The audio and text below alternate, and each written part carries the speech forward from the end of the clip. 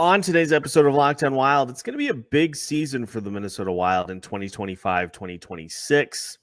Is it a make or break year, though? Hey, this is Matt Boldy, and you're listening to Locked On Wild. You're Locked On Wild, your daily podcast on the Minnesota Wild. Part of the Locked On Podcast Network, your team every day.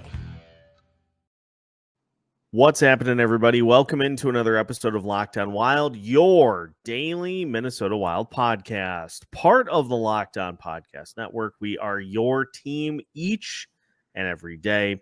We are your first listen each and every day as well. So make sure you subscribe on YouTube and your favorite podcast platforms so you don't miss out on any new episodes throughout the week.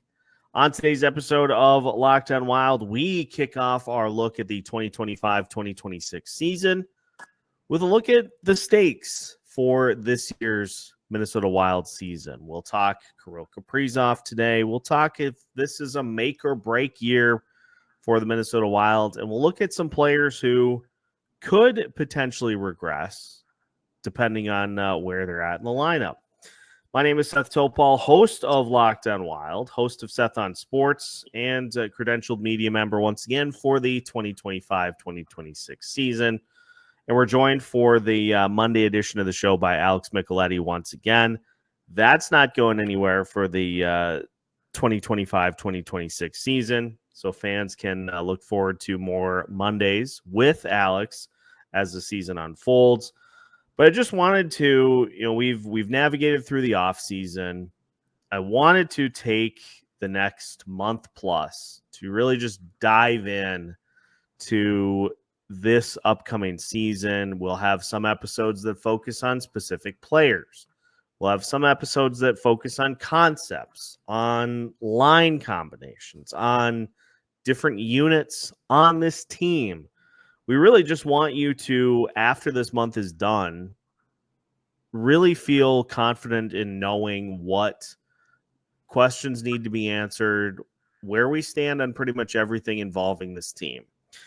And I think the important part to start with this process is just dive into what the expectations are, and not necessarily even like what, as far as playoffs go, the expectations are, but just, what's at stake for the Wild this season. Obviously, they're trying to make the playoffs. Obviously, we continue to weave through the Kirill Kaprizov negotiations, which we'll talk about next segment.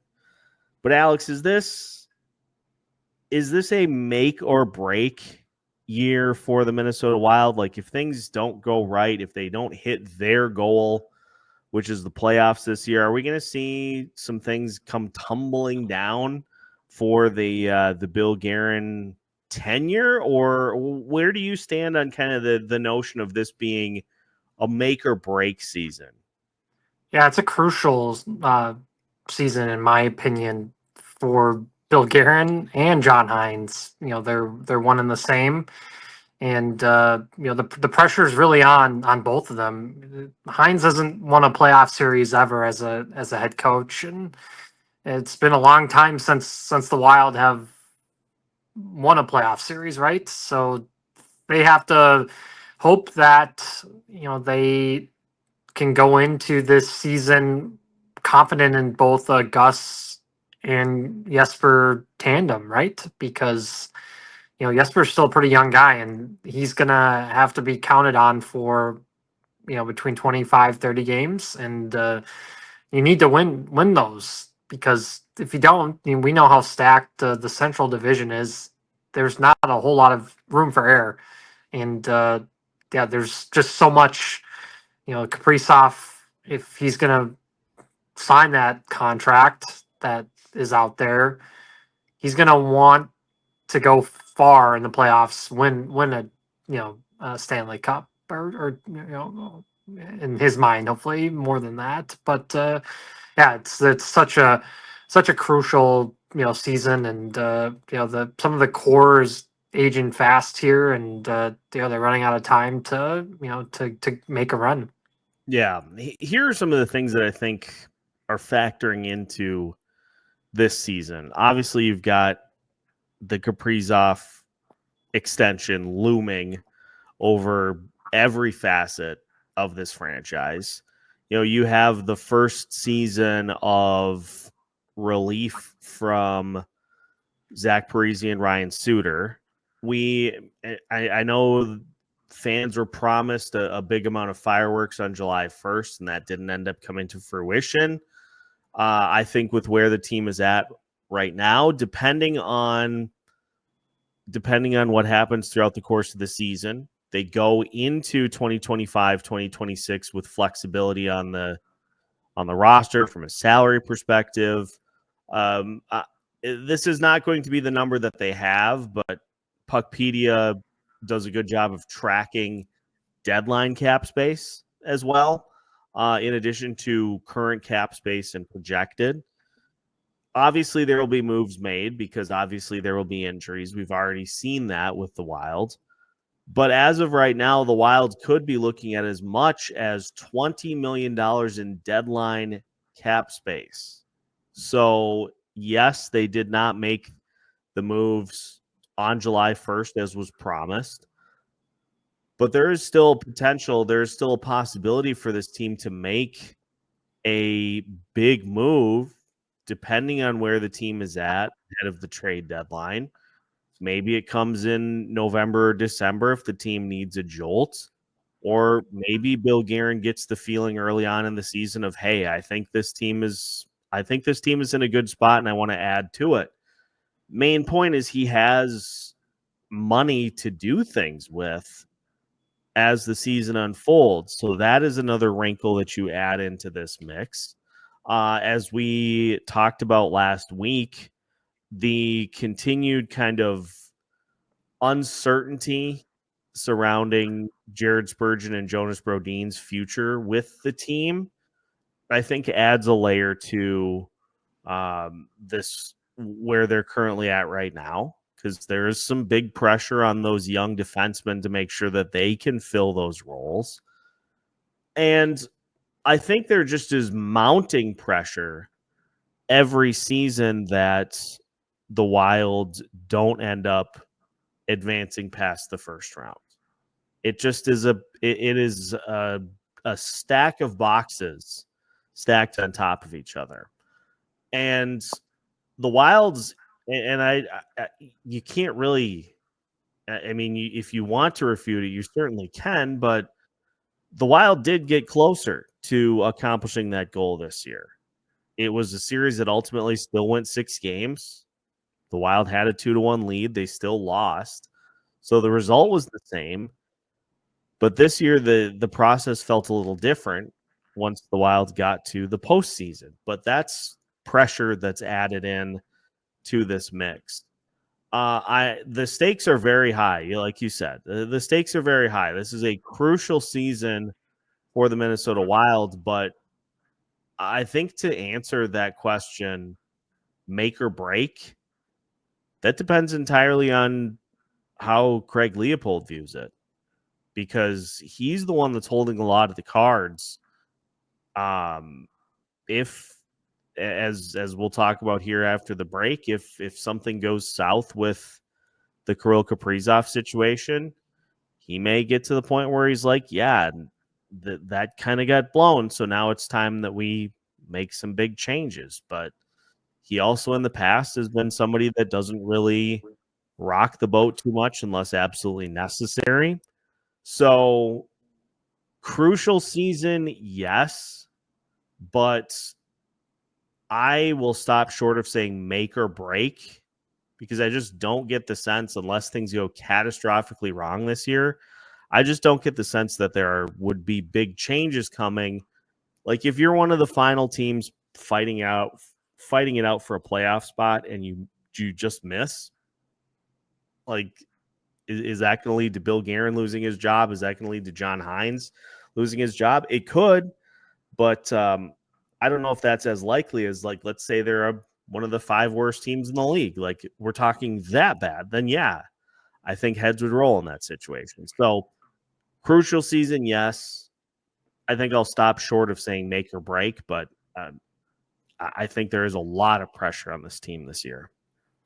Yeah, and Craig Leopold, he's just like the Wilfs. They don't ever seem to want to tank. They are always, throwing money and trying to get their teams that they own to the playoffs, because that's extra money for them, right? And Yeah. get the playoff gate. And yeah, it's tough being a Viking and Wild fan together. Just can't get over the hump over that first playoff game or playoff series. And it seemed like from Guerin was at the State Fair over the weekend, and it's kind of like they've built in that excuse of the still coming out of the buyouts, which he Yeah. put he made a big gamble acquiring Vlad Tarasenko, who's been on the decline for the past couple of seasons. And the way he talks about him, it seems like he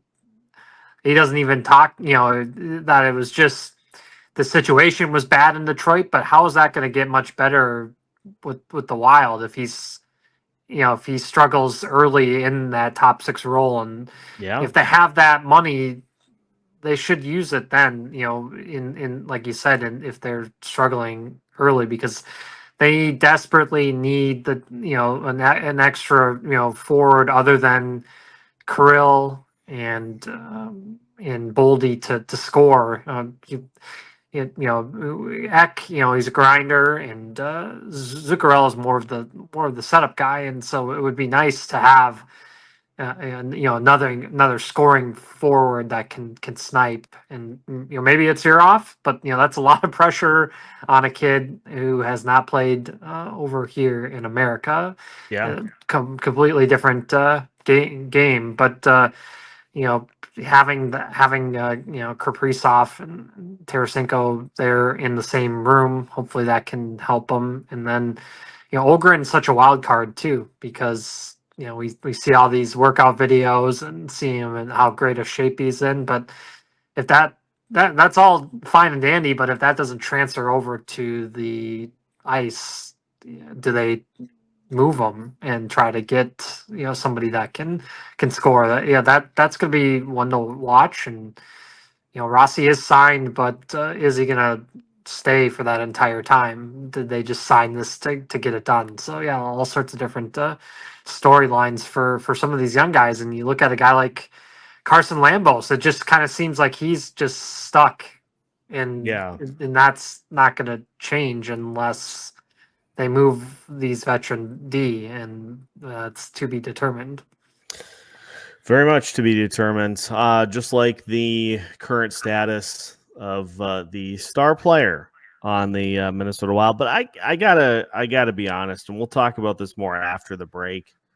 Like I have a scenario that I'm going to use to try to kind of compare to what is currently going on involving an asteroid impact, because I think the metaphor is pretty much exactly what's going on right now.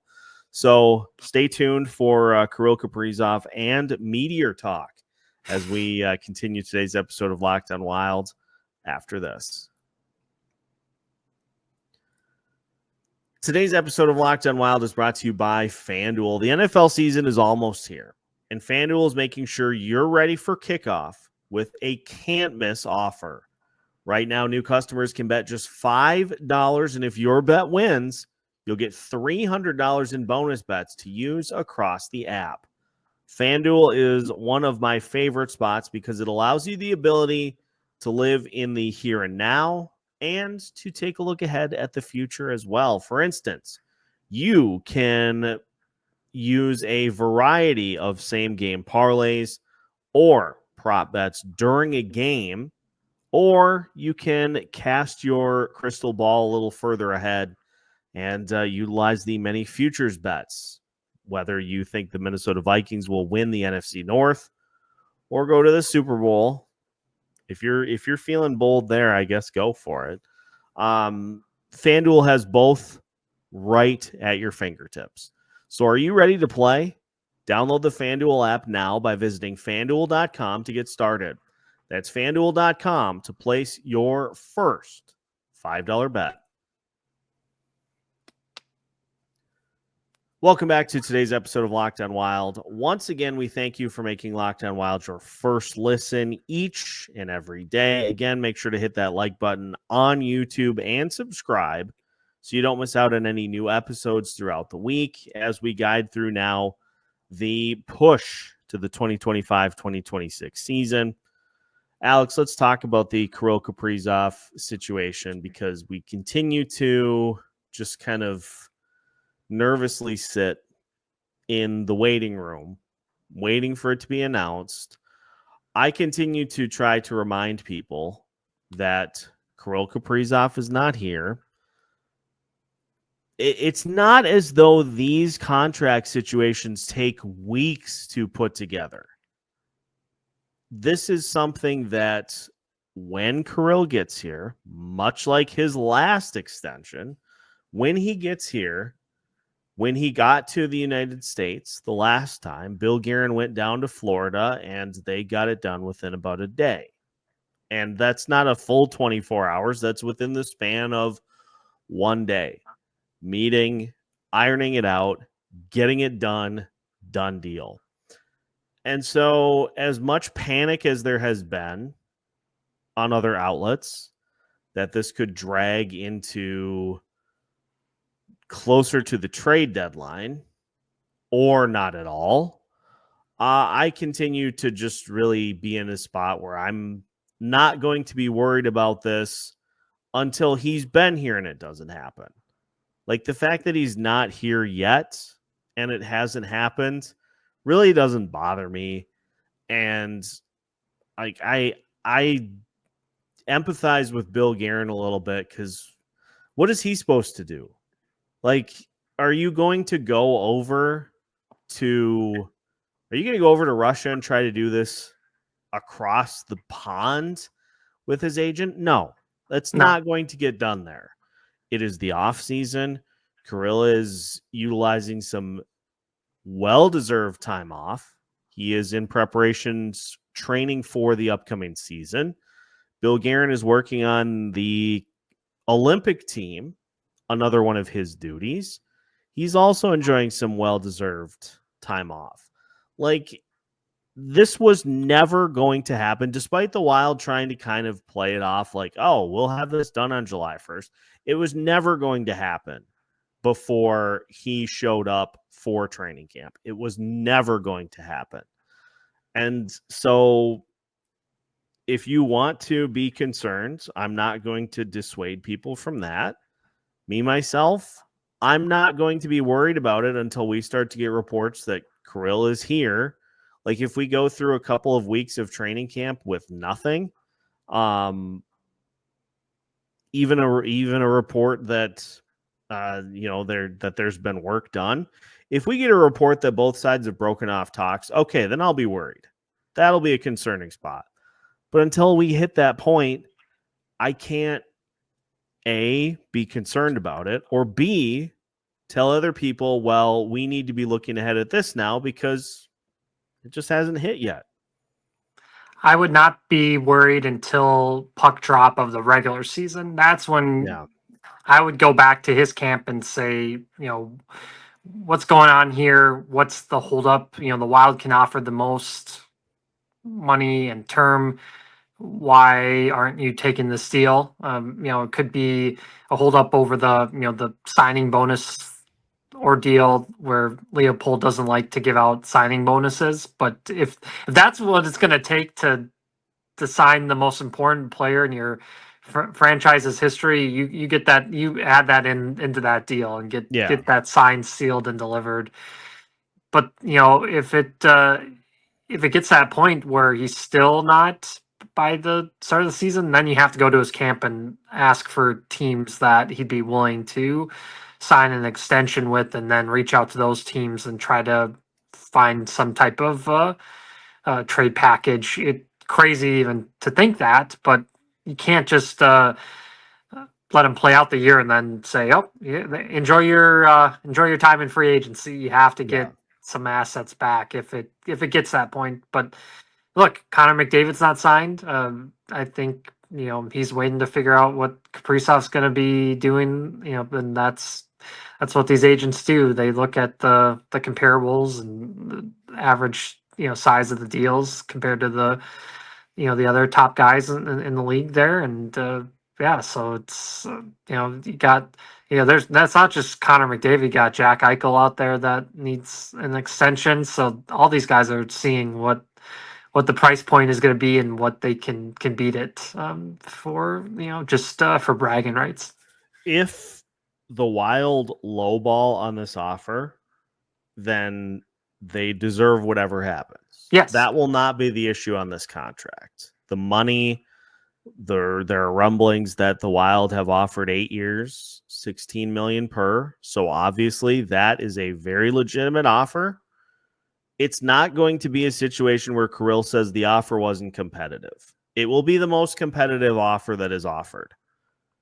It is, and I keep going back to this too.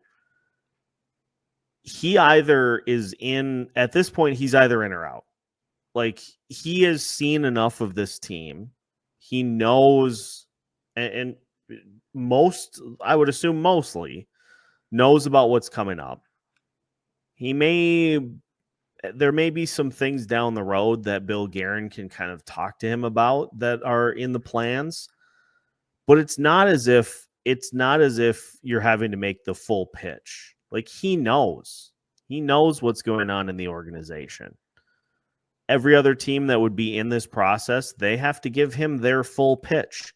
So you're ahead in that aspect too.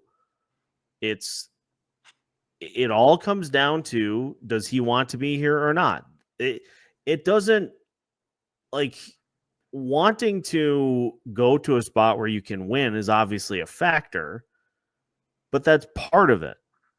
The whole thing, the whole single question is, does he want to be here or not? And that is you're not going to sign an 8-year deal if you're partway in.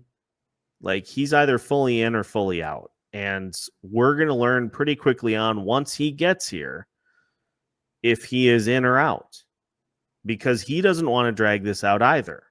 He doesn't want to have this hanging over his head going into the season. So if he wants to be the face of this franchise for the foreseeable future, within a day or two of him getting to the United States, this is going to get done.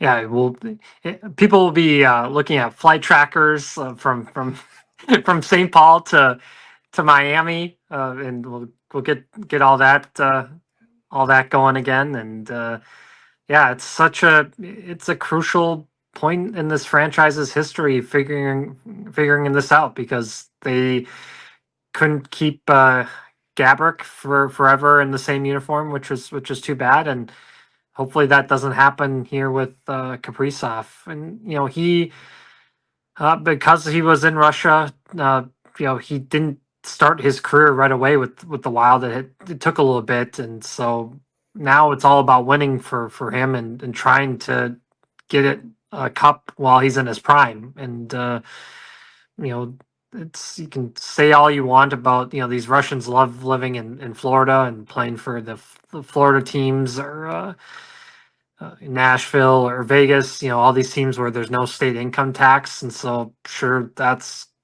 got to get figured out too with this contract with Kaprizov. So it's just ironing out the things that agents always push back at. And like I mentioned earlier, signing bonuses, it's you see it in all other sports where guys like to get their money up front right away, or front loaded. So when you're at the aging years of a contract, you get less because you don't want to get bought out. So it's it's all tinkering of the contracts, and we know that Kaprizov kind of has a hard-edged agent. Same thing with Rossi, and that's why these negotiations are taking forever. And we know Bill Guerin is sticks to his ways, and he does not like to give in these deals, other than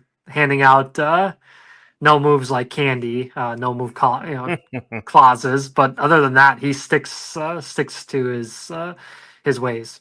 So the official position of Locked On Wild is we'll worry about that, much like you would if there was a report of an asteroid that was going to hit the Earth and you worked at NASA.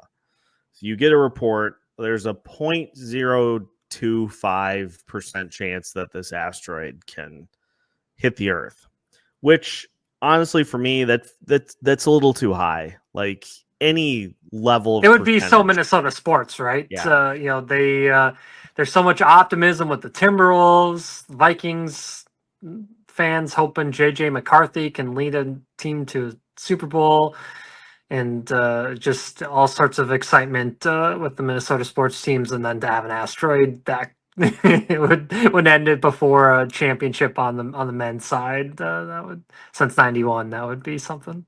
But it's like it's the same thing there where they get those reports and you're weighing like, well, at what point do you release that information to the public? Like at what point do you say, yeah, it is going to hit? Because once you say it is going to hit, much Panic. like you would say Kirill is not going to sign, mass panic. Like Yes. mass panic. There'd be people that athletic article drops. People would go bananas. The radio would be on DEFCON 1, and Kevin Fallness would be freaking out too. Yeah, just everybody Locked On Wild, everything associated, comment sections from across the world that we always see. Comment sections, we'd get a lot of Russian. We'd have to get the Google Translate out to figure out all the Russian comments. Yeah, that'd be a dark day. And so if that is like that's something that you worry about when it happens. You don't worry about it before is the point that I'm trying to make. Like you don't worry about an asteroid out there in space that could potentially hit the Earth until we know for sure it's going to hit the Earth. Otherwise, you just end up worrying about something that may not even happen.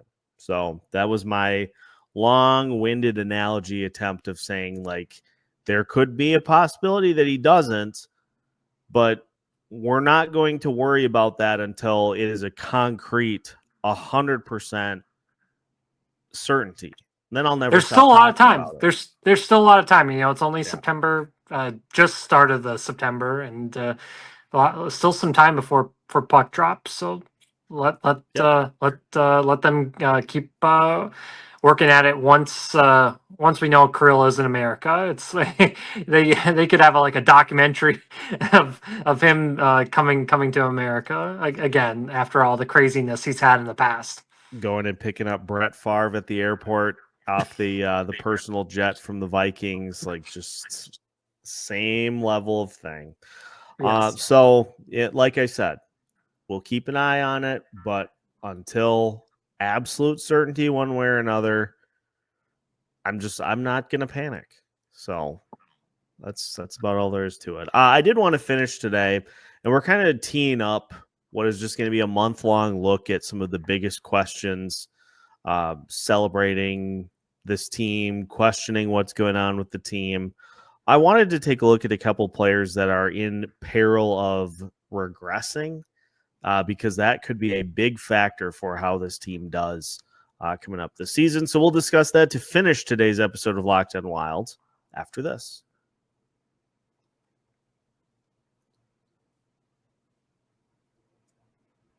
Final segment of today's episode of Locked On Wild. Once again, we thank you for making Locked On Wild your first listen each and every day.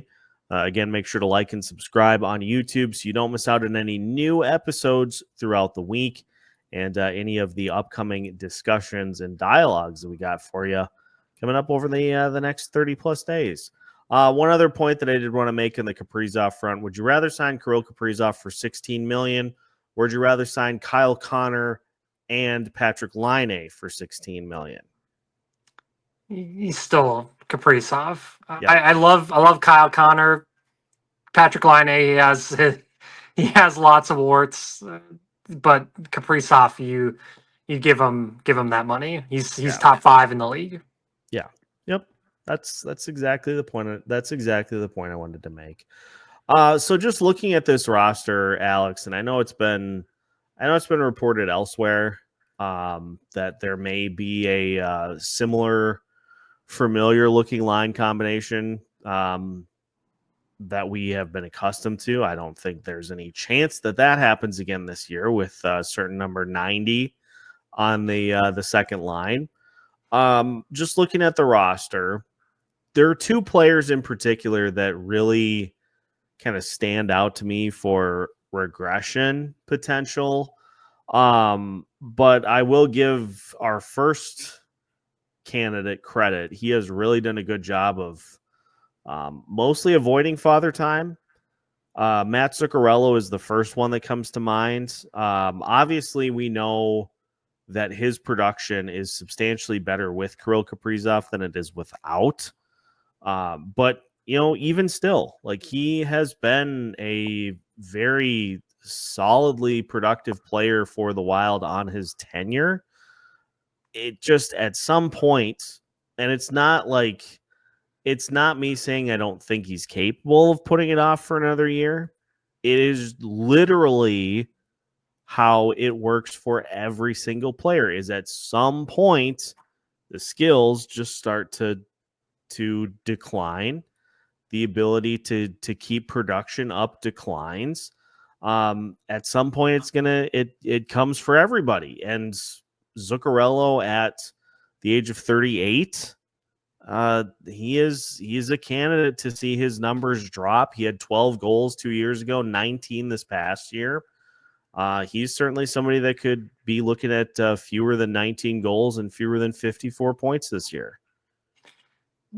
I don't even think it's a skill issue with him. It's more of the body. Some of these guys, even Brodin's a lot younger than Spurgeon and him, and his body, it seems like the days of him going 82 games are out the door. He got hurt off the ice. It wasn't even on the ice. So that has a lot to, a big say in things. And but Zuccarello, we have seen some core type of injuries for him, and man, he almost he took one. He took this past season. It took one where he's lucky that he's all full body from that experience, taking that puck out in a tough spot. But he's been in the league for so long. He was so much fun to watch with the Rangers coming onto the scene there, and it was one of the best free agent moves this franchise has made ever. And the connection that he's had with Kaprizov, and it's probably kept Kaprizov here, because of that friendship that he's had. And you hope not, but it's Father Time is undefeated for everybody. It gets everybody, even Tom Brady. Yeah, it doesn't matter who the player is. At some point, you're going to play your last game in the league. Another one that I wanted to bring up that you actually keyed in on earlier in the episode is Vladimir Tarasenko. I am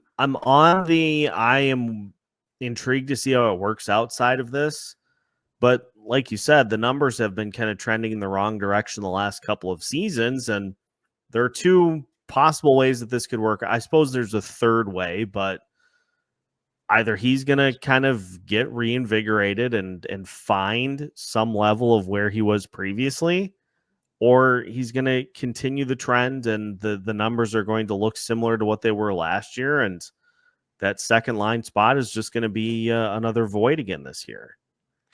This is a put up or shut up year for him, because this is just a 1 year deal, and if it doesn't go well, he might end up back home in Russia to finish out his career, or he might just call it quits. We're in this new age of the NHL. It seems like teams are going so much younger right away. You look at San Jose; they're going to just be all young, and you're seeing guys retire a lot more earlier. We just had a guy retire this past week, Tyson Berry, 34.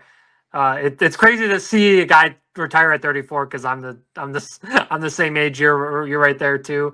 He made a really funny joke that he said all 32 teams came to a mutual agreement that it was time for him to retire. So that was kind of funny, but yeah, just that's the name of the game too, and you can.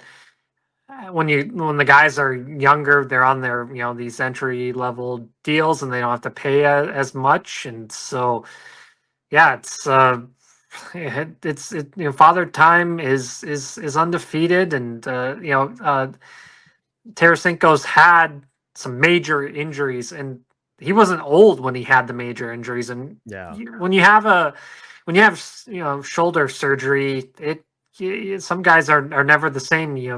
Firing the puck like you normally would, and I mean look at Matt Dumba. It's one fight changed everything for the rest of his career. He's never been the same guy. So Tarasenko is I get why they traded for him, because they see the Russian connection here with Kaprizov, and they're hoping the guy is motivated. But if your body doesn't cooperate with the mind, and it can blow up, and he was not happy in Detroit. And what happens if it doesn't go well to start right away for him?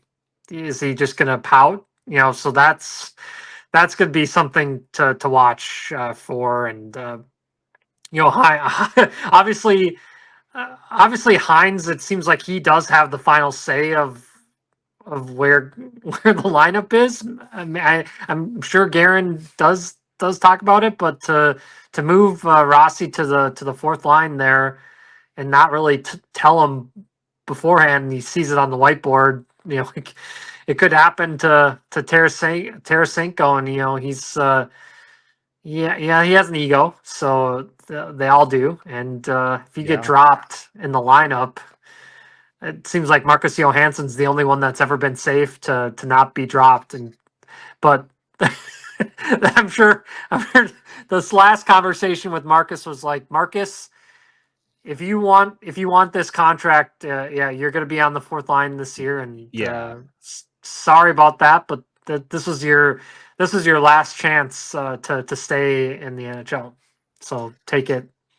Yeah, it'll be very interesting to see some other names that you could add to the list as far as durability goes. Guys that have missed games in the past: Ryan Hartman, Marcus Foligno, Jake Middleton, Jared Spurgeon, Jonas Brodin.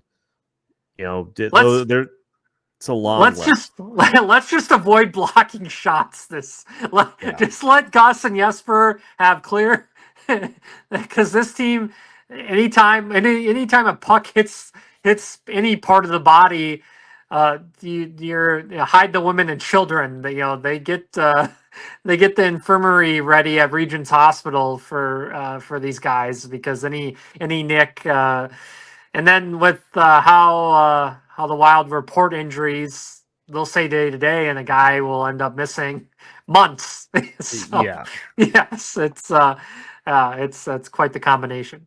I'm on record by saying I'm perfectly fine if no Minnesota Wild player blocks a single shot this year.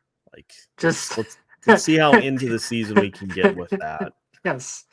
We already, I mean, to have Brodin already hurt, after all these seasons where they've had just devastating injuries, to not have your top defensive defenseman to open up what's going to be a condensed schedule already with the Olympics. It's going to be crazy. Games like so many back-to-backs, 3 and 4.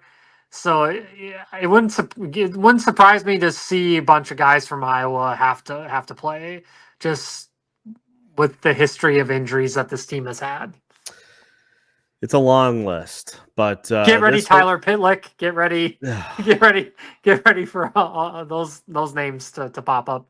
This hopefully is a nice little primer as to what is to come here over the next month, because it's going to be just a lot of topics that we are going to dive into, with questions, deep dives, And these questions that we discussed here right now are going to hopefully lead to bigger discussions about all those topics. So that's what we got coming up for you here for the next month as we get ready for the 2025-2026 season.